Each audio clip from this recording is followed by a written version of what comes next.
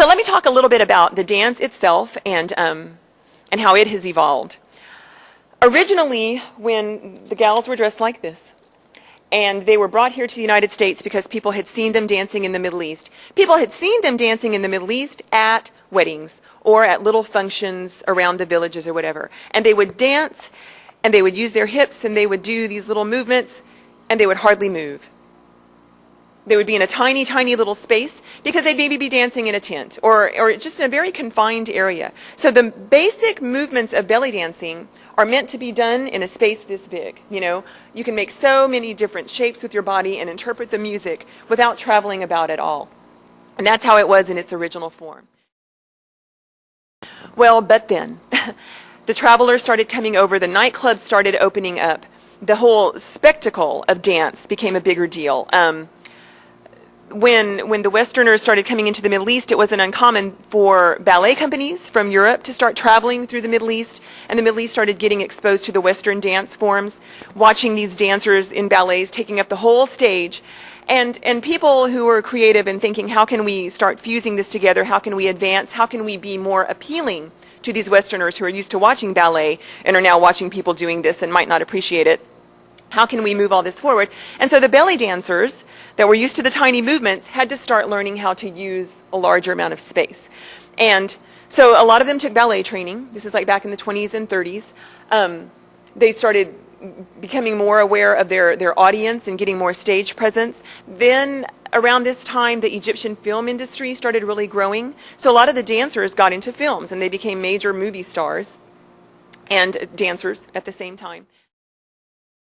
But this was the time, during this little era where they were trying to learn to take up more space, that the idea of a veil was introduced. When they think of belly dancers, think of veils, you know, and I don't know what else they think about. Sometimes I get confused about what people expect. But originally, these pieces of fabric were meant for dancers to use to enter a big area so that they would take up a whole bunch of space, as if to say, I'm here, I'm here, I'm here. They would do a few turns, and then drop their veil, and then do what they were used to doing, you know?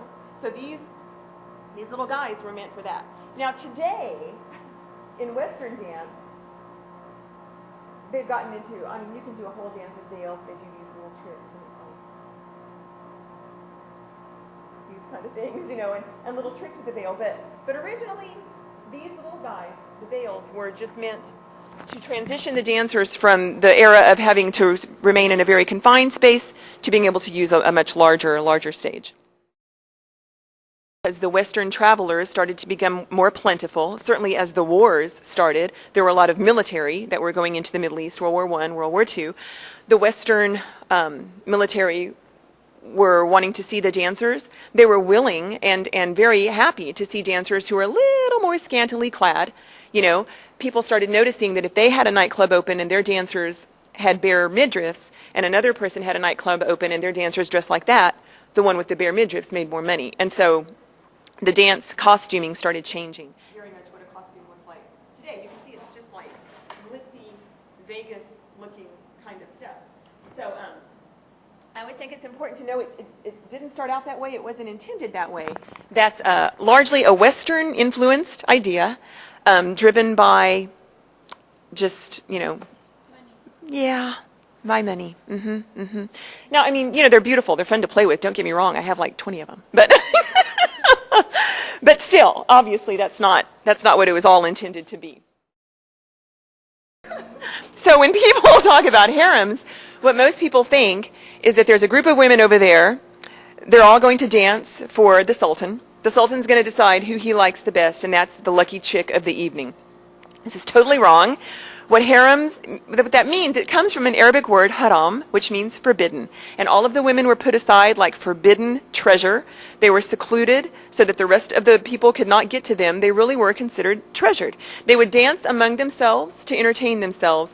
And the high likelihood is if a guy was going to look for someone to marry, he would talk to his mother and sisters who were part of that harem over there with other women, and that's how they would decide who they would marry or who they would be with, but not based on who danced the best or who had the best body or anything like that. So often that I know that's a notion that people have about harems, and it's just not true. Harems are women dancing for women, which is very much what most belly dance studios are about today.